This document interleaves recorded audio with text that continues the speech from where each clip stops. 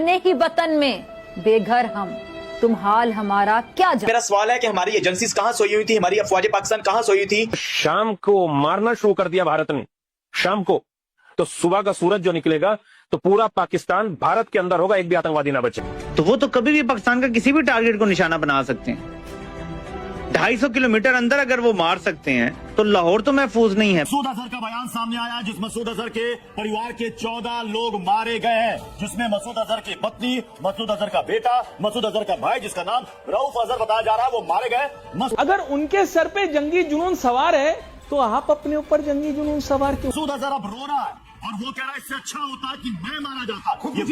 ये वो मसूद अजहर है जिसे कंधार विमान अपहरण के समय में छोड़ा गया था और ये रो रहा है। कहा जा रहा है कि मसूद अजहर ये कह रहा है कि खुदा उसे उठा लेता, अल्लाह उसे उठा लेता, यानी उसका जब पूरा खानदान मारा गया तो उसको उठा लेता। तो भारत की तरफ से कहा जा रहा है कि देर किस चीज की है? इंडिया ने पाकिस्तान के ऊपर अटैक किया है, फिर इंडिया ने हमला किया, ऐसे ही 1965 में भी हमला किया था और ऐसे ही इंडिया ने हर मौके पर हमला किया है। मौलाना मसूद अजहर का मदरसा है, वहाँ पे 4 मिसाइल दागे किए गए हैं, जिसके नतीजे में अब तक बड़ी तादाद में यहाँ पे जो शोले हैं वहाँ के भड़क उठे हैं। पुलिस रेस्क्यू की गाड़ियां, इसके अलावा बड़ी तादाद में सिक्योरिटी एजेंसियां वहाँ पर पहुंच गई हैं, जबकि ये पूरा इलाका यहाँ पर सारा रेड दिखाई दे रहा था। मोदी प्राइम मिनिस्टर होगा जब तक वो जिंदा है, और क्या चाहिए उसको?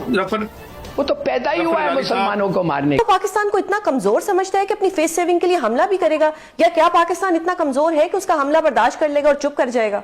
अगर आप बड़ी बारीकी से इसको देखें तो ये जो अटैक हैं ये रैंडम अटैक नहीं है, बल्कि टारगेटेड कार्रवाइयां हैं और खास तौर पर जो मदारिस हैं उनको निशाना बनाया गया है। एक तरह से मौलाना मसूद अजहर जो है उसका इलाका कहलाता है, भारत ने जो है वो अटैक किया है, लेकिन ये लग यही रहा है कि कई जो मसाजिद हैं या कई मस्जिदें जो हैं उनके ऊपर अटैक किए गए हैं और उन्होंने ये हमला कर दिया है।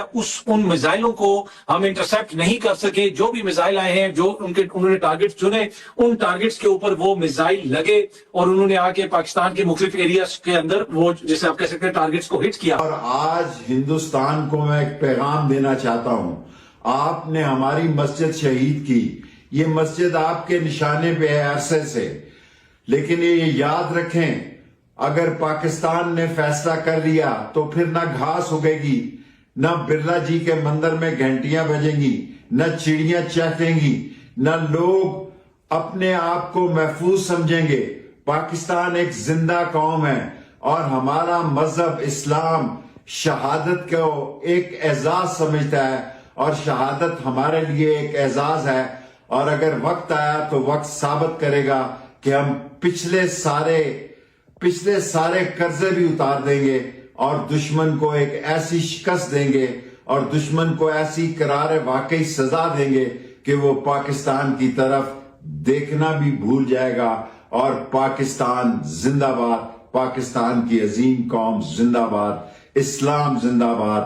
एक पाकिस्तानी है, उसका वैसे है बड़ा इंपॉर्टेंट है, वो कहता है पाकिस्तान से जिंदाबाद जिंदाबाद जिंदाबाद। सर, ये ताहिर जो है इसको बोलना चाहिए जिंदाबाद भैया, जल्दी से भाग जा, क्योंकि तुम्हारे मंत्री भाग गए हैं, तुम्हारे जितने भी आर्मी जनरल थे पुराने वो सारे भाग गए हैं, आर्मी भी भाग गई है, तुम भी जल्दी से पाकिस्तान से जिंदा भागो, क्योंकि पाकिस्तान भारत की ब्रह्मोस आ गई है जो तुम्हारे चाइनीज डिफेंस सिस्टम कैच ही नहीं कर पाए, और हमने अपनी एयर स्पेस में बैठकर तुम्हारे पिछवाड़े में बम डाला है।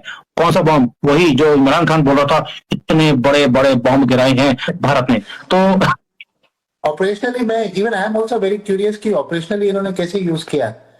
एक तो पीछे हमने गौरव बॉम्ब निकाला था जो ग्लाइड बॉम्ब है, क्या वो उसको यूज किया है? अगर उसको यूज किया है तो मतलब वो एक्चुअली में 1000 किलो का है, और कैसे वो वहां गया होगा? इतना तो क्लियर है कि एलईटी जो हेडक्वार्टर्स हैं मुद्रिके में, वो वाला अटैक हुआ है डेफिनेटली।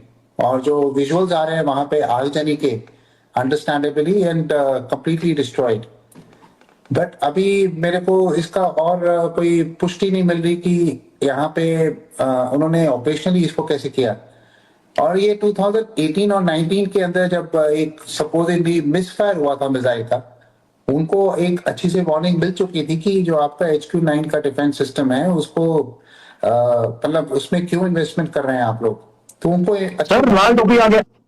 अभी बिल्कुल, सॉरी मैं कमेंट्स ले रहा हूँ, रीजन है ये लाल टोपी आया है पाकिस्तान से, लेकिन देखिए शक्ल में जोकर वाली शक्ल लगाई है उसने अपनी, लेकिन वो कह रहा है कि भाई कौन सा सस्ता नशा करते हो, तुम्हारा जो है हमारा कोई F-16 नहीं गिरा है, आपके राफेल गिर गए हैं। चलिए अब इसके ऊपर बोल देते हैं आपको, भैया जो आप वीडियो दिखा रहे हैं वहां पर वो ऑलरेडी कंफर्म हो चुकी है कि हमारा कोई MiG-29 पुराना कोई 4-5 साल पहले गिर गया था, तो उसकी वीडियो लगा लगा के बोल रहे हैं ये कि राफेल गिरा दिया है। लेकिन आपकी वीडियो आ चुकी है हमारे पास कि JF-17 गिर चुका है, लोगों ने वीडियो भेज दिया है, और F-16 भी गिर चुका है आपका, एक नहीं दो।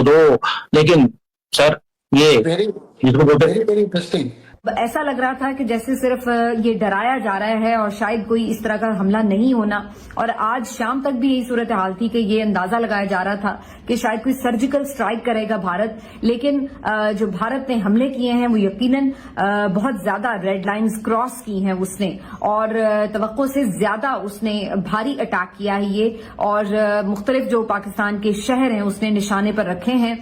ये बहुत अजीबोगरीब और खौफनाक सूरत हाल है। रात गए इस वक्त ये जो हमले हुए हैं इसके बाद पूरे मुल्क में एक जाहिर है खौफ हरास और अजीब बेचैनी का आलम है।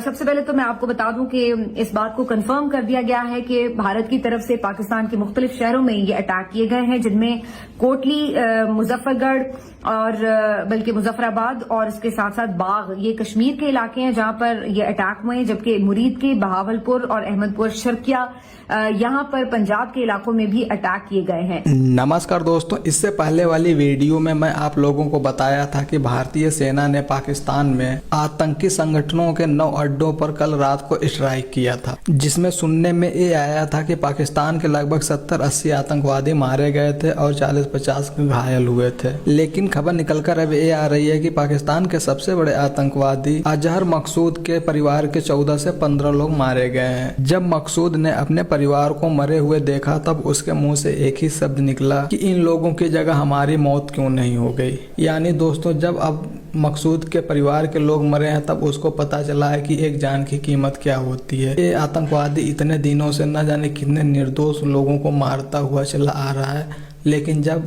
इसी तरीके से इसके परिवार के किसी सदस्य की मृत्यु हुई है तब इसको पता चला है कि एक जान की कीमत क्या होती है। तब ये भीख मांग रहा है कि हमारे परिवार की जगह हमें मार देते, तुम लोगों ने तो हमारे परिवार को ही बर्बाद कर दिया। दोस्तों, इसी के साथ साथ मैं आप लोगों को बताना चाहूँगा कि जो पाकिस्तानी इतने दिनों से चिल्ला रहे थे कि यदि पहलगाम में पाकिस्तान के आतंकवादी जाकर हमला कर आए हैं तो फिर कश्मीर में भारत के सिपाही कर क्या रहे थे, यानी पाकिस्तानी साफ तौर से भारत के सेना के ऊपर सवाल उठा रहे थे। उन लोगों का कहना था कि यदि पाकिस्तान से कोई आतंकवादी जाके कश्मीर में लोगों को मार के आ सकता है तो फिर भारत की सेना निकम्मी है जो उन आतंकवादियों को पकड़ नहीं पाई। वही पाकिस्तानी ये रोना रो रहे हैं कि भारतीय आए, पाकिस्तान में मिसाइल गिराया, फोटो खींचे, उसके बाद चले गए। हमारी सेना कर क्या रही थी? 400 किलोमीटर अंदर घुस के आके हमें मार कर चले गए और हमारी सेना कुछ नहीं कर पाई, ये कहकर पाकिस्तानी रो रहे हैं।